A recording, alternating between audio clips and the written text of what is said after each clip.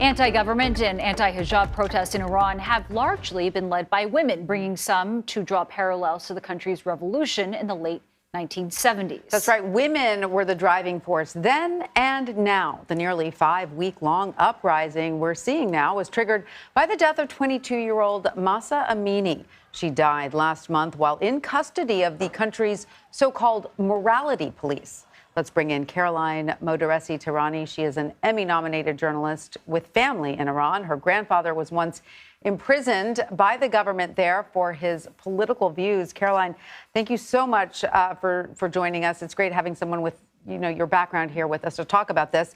First, we want to ask if you were able to contact your relatives in Iran, and what are you hearing firsthand about the unrest there? Yeah, thanks, Tanya. Thanks for shining a light on this story and continuing to keep it in the public sphere. So, it's been very difficult to contact family. The internet has been very sporadic. The regime is trying to crack down on anyone's ability to be able to actually contact family members and to get the message of the violence that they're committing against peaceful protesters out into the public sphere internationally. So it's been very, very challenging. One thing I did learn in the last 12 hours is that in addition to the horrific levels of violence, including live ammunition, rubber pellets, and beating protesters with batons, the regime is also leveling financial violence against protesters in the form of high bail. So several people I spoke to inside Iran have said that the regime is trying to deter families from getting their loved ones out onto the streets by putting bail in ridiculous sums so that people cannot pay the bail to get their loved one out. So it's just another mechanism the regime is employing to try and deter people from coming out into the streets and asking for basic freedom, which is what this protest has been about since day one. And it's been so remarkable also to see how many women are out there and how this has been so female-led. In some ways, as we had mentioned before, it compares to the revolution in Iran and to all the other past, or a lot of other past uprisings that we've seen. It's funny, Nancy, because what we think about in the West with regards to Iran is that it's this very, very patriarchal society. And in terms of the legality and the structural systems, absolutely, it's a patriarchal, misogynistic society.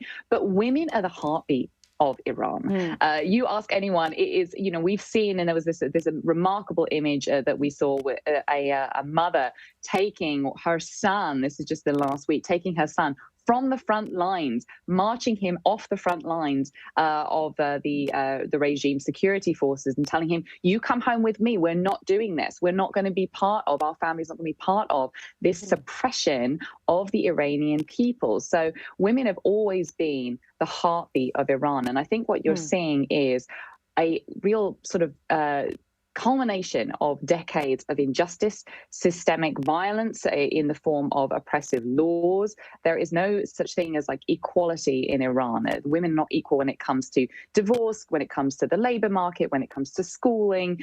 Women have always been considered and treated second-class citizens under this regime. It wasn't always the case.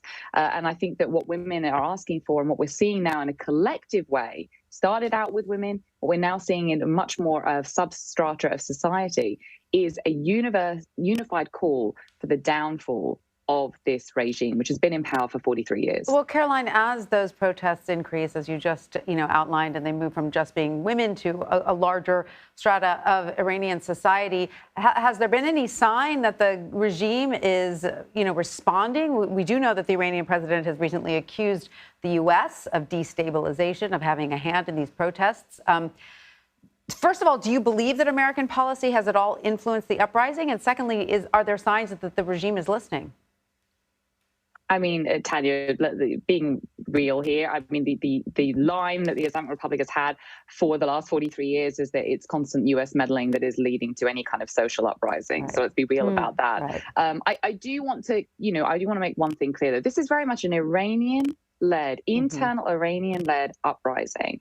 And I, for one, am grateful for that because we can't absolve the West of its meddling in the past. That 1953, there was an organized coup between the US and the British that overthrew Mossadegh, who was arguably the only democratically elected president of Iran that it's had in its history. So, it's not like the US and the West are immune from meddling in Iran. But I would say This protest is very different. This is very much coming from the people. What we're seeing here, as I mentioned, is a substrata of society. Every single facet of society, bar at the moment the overwhelmingly pious members of society, are part of this coalition.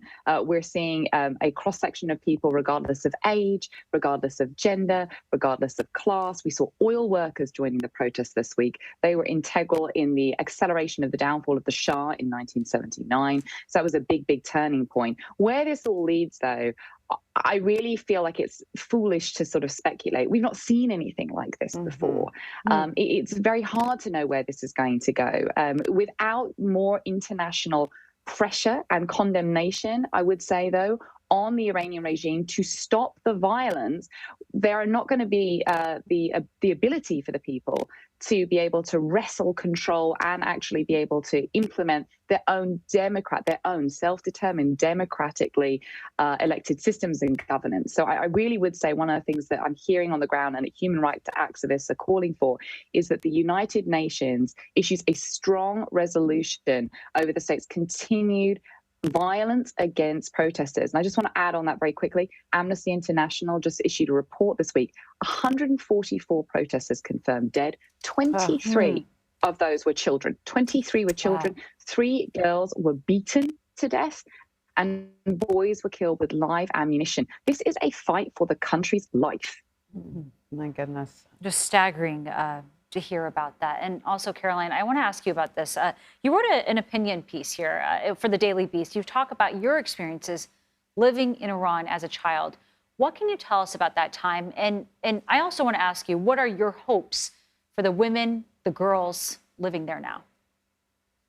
Yeah, thanks, Nancy. Well, one thing to clarify is I didn't live in Iran. I was born in London, and we would go visit family twice a year up until I was age 11. So I just want to clarify that. But I did spend much of my childhood in Iran during the summer and during winter. I have such fond memories. But as you mentioned, and I outlined in the piece, you know, I was only 7 years old in one of the most famed bazaars in Tehran, and a woman sort of took it upon herself to chastise me as a 7-year-old, called me a prostitute and called me a lot of other names that I think aren't appropriate for me to say on this stream. Sure.